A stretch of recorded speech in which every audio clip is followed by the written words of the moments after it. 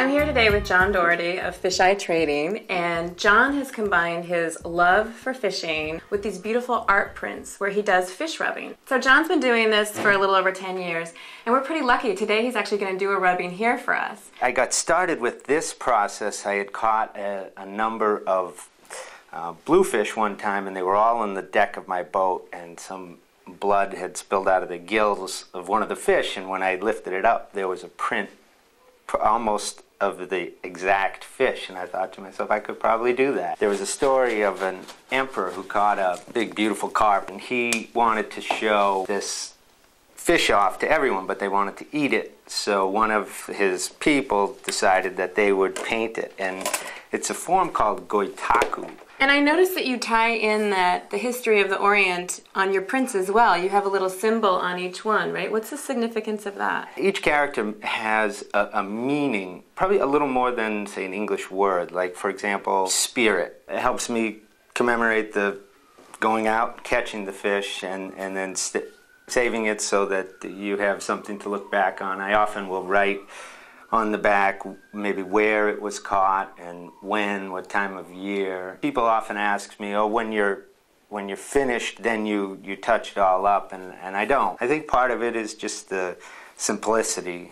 That's part of being out there. I put a lot of hours out on the ocean, and I think that's how you can get better at anything. If you can practice fishing, it's what I do, but it's fishing, it's not always catching.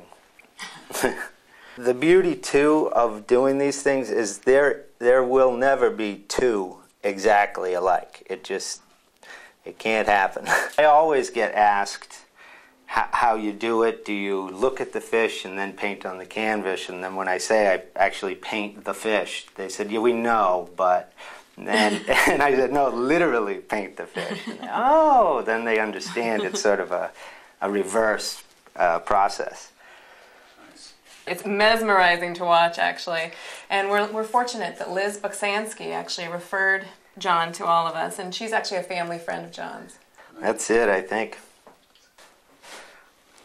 I'll lay it over, and you just follow the form of the fish. So cool. I mean, the material is so thin that you can really see the fish right now coming through. Yeah, you really get to know the anatomy of the fish, and now I often will look at different books. I have a little library of fish to try to get the colors of other artists that may have hand-painted a species.